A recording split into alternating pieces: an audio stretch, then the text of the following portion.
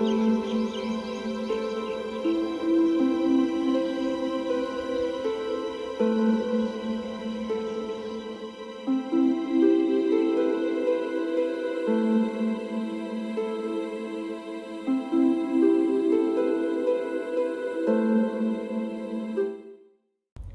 welcome back to the Ineffableelse. Welcome to the next video in our series from India. This is the second stop on our journey, Agra. This is the city which houses the Taj Mahal. We were not there for long, just a couple of days, and we got up really early to go to the Taj Mahal at 5 a.m. and it cost 30 euros to go in. For foreigners and 50 cents if you are Indian, so quite the disparity there.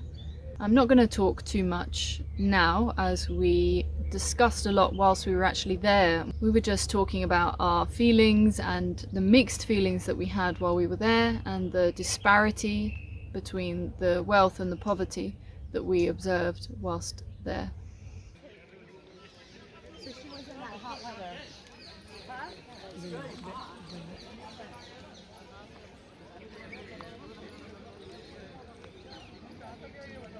Although we were there early, there were still many people, and it was still very hot, even so early in the morning. Oh, you thought it was the Taj Mahal? It's actually a sweat lodge. It's temazcal. It's so hot in the Taj Mahal at 5:30 in the morning. This is the mausoleum where husband and wife are buried. But he was going to be buried over there in an identical black Taj Mahal, but I guess he died too early. So he's buried in there next to her, his favourite wife. Am I your favourite wife? You are the husband, really? I'm the husband according to the tickets. Still, the only time to come here is very early. This would be really hot in the middle of the day and really crowded. And once we'd been in the mausoleum, we went to have a sit down outside, and we were enjoying looking at the Taj Mahal, the Yamuna River. We spent some time contemplating the beauty of this marble giant and this mausoleum, this tomb. And whilst we were sitting there, something quite strange happened. A woman came over to us. She was wearing a sari, and she came to us and she said, "You need to move." And we said, "What? Why? What's wrong?" And she said, "You're in my photo. Move." So we were a bit taken aback by this, and we decided not to move. We decided to stay there because we didn't appreciate the attitude with which she approached us, and so we stayed there. And her father, so she was an adult woman, but then her father came over with his designer clothes and a very expensive camera and said, "Excuse me, why didn't you move for my daughter? She wants a photo here." And we said, "No." She was quite rude when she spoke to us. And he said, "Oh, she was rude, was she? Okay, well then please move. We need to take a photo." And we said, "No." He then flew into a rage and started saying that we had to move, that they were doing a photo shoot and we had to move. I pointed out, of course, that we paid good money to be here and we really wanted to enjoy our time. And as an Indian, you pay less than we have. He said, "When I go to America, when I go to Britain, when I go to Europe, I have to pay a lot of money to visit monuments." And I said, "Yeah, so would I. That's why I've never visited the Tower of London. I've never visited the Houses of Parliament. I have never visited Westminster Abbey. It's too expensive."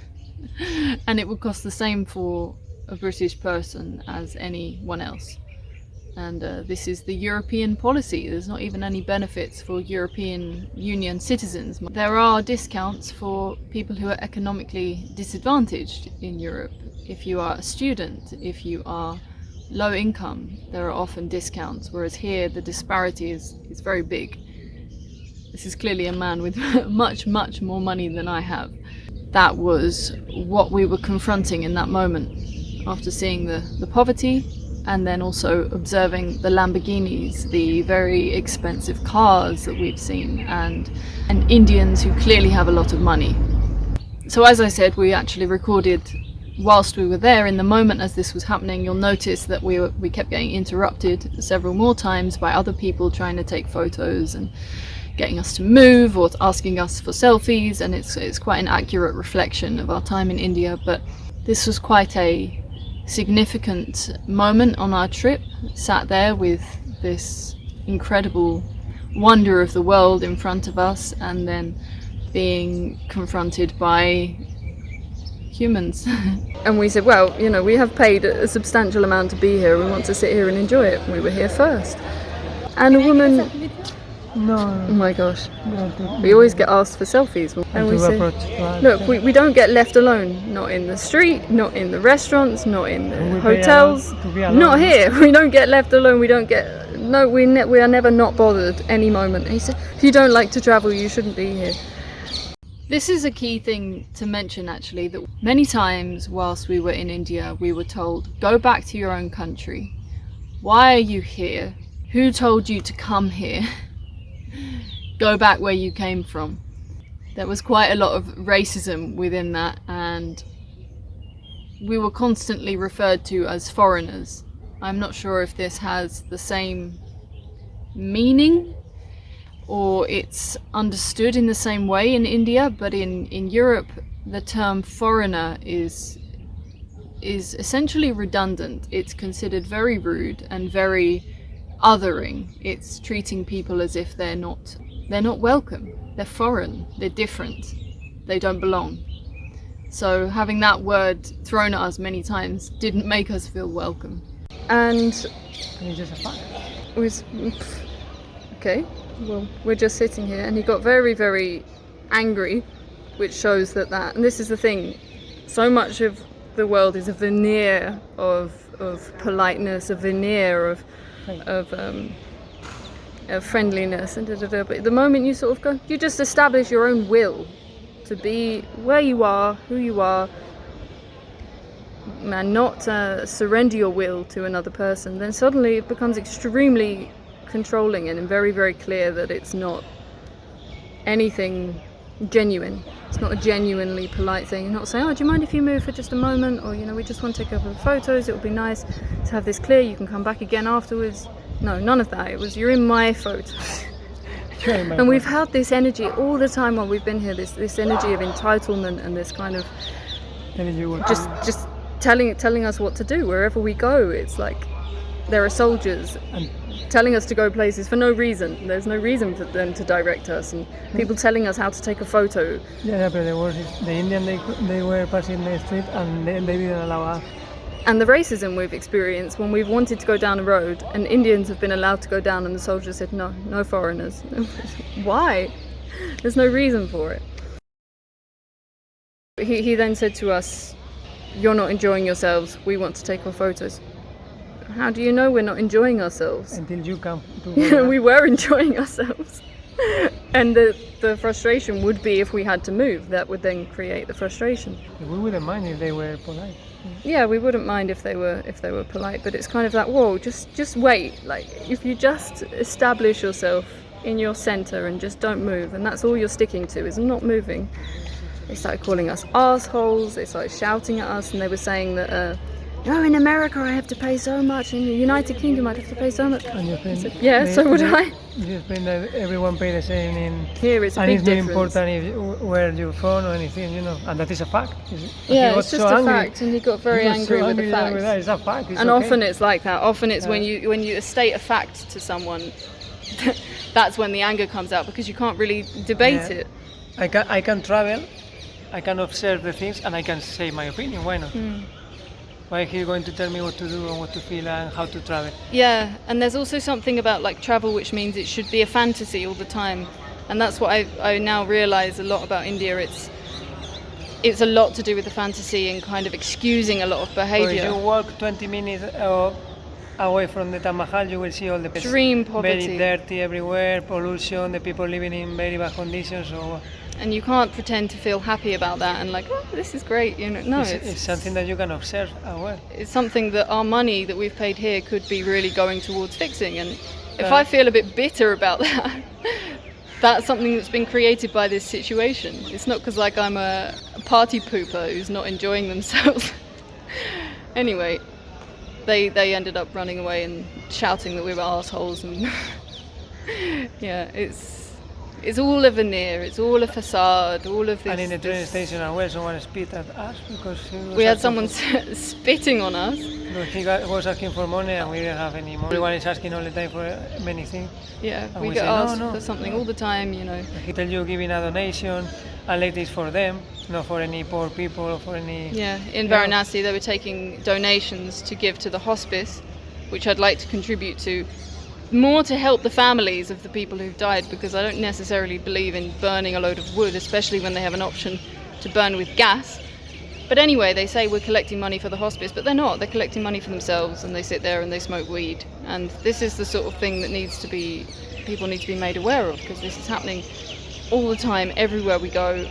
Any opportunity, people are trying to scam and to charge more. And there's the thing of almost like the white Western guilt is supposed to make you submissive and make you kind of, oh God, I'm so sorry, and it's actually the thing. It's actually the thing that will then create further wars. If we don't deal with that, it will build up as resentment, and then it just goes back and forth and back and forth. So it's important to just stay in your center, not be so identified by race, and do what you can, contribute in the ways that you can. But it's important to be very aware here all the time, and that's the meditation, and that's the journey, and that's the reason that we travel. We're making And a we're video. again, Leave us alone. We're making a video. Don't you see us? but their You want a photo is photo and more you don't allow us important to make the video? than our sitting here. Huh? So you don't allow us to make a video and you want to take a photo while we are making a video? We're in the middle of making a video, and they've done the Wait same till we- thing again. Until we finish the video. It's incredible. It's ¿verdad? really, really funny. So you're making a video and he wants us to move, even if we are making the video I don't for understand his it. photo. You're Right. in my photo. Oh my God. Mine, like the weird possessiveness. I don't know. I don't understand the. It's the classism as well. You really feel that here, and it's every 5 minutes because I'm blonde. People want a selfie with me, but just for some kind of validation for themselves. That's the sensation. It's like, But did you see that? yeah, So we were making a video of the Taj Mahal and suddenly, excuse me sir, you have to move, I want to get a photo. I said, but we are getting a video. I'm not going to move, we are making a video and you are stopping the video and you are boring us with the video. Why didn't you wait until we finish the video? And also with that behavior, like, you have to move. Because I don't move, you know. stay in your center. Don't Yeah, move. it's okay. It's Be not the important. mountain. A fact is a fact. You know, you are a marionette from the external things and from other people and from everything. You should do what you think that is right for you. And if the people are polite and the people, you can move or you can do the things. But for me, this is not the way. To tell me while we are making a video and you have to move, I have to make a photo. So really, I am not going to move because I don't feel that is right. What is right is right. That's all. Yeah. The facts are facts. No fantasies, no what is beautiful is beautiful, what is nice, and that is the balance. You can Oh, like have many yesterday. experiences. It's not Yesterday we important. were in the supermarket and we were struggling because it was so hot and trying to find the things that we needed, and we walked a long way and they didn't seem to have the things that we needed, but then this man was helping us and he was so kind, so genuine, and he was mute. He couldn't speak. I don't know if he was dumb or if he couldn't speak, but he just wasn't able to speak. But he communicated better than anyone we've met in India so far. He was very present, very attentive, didn't ask us for anything, and helped us with everything on our list, and explained loads of things about Ayurvedic products that we wouldn't have necessarily understood, and super, super happy. Really, really amazing experience. So like, we appreciate it when it's true, but that's got nothing to do with me being English or him being Indian. This is just having like that presence of heart. That's it.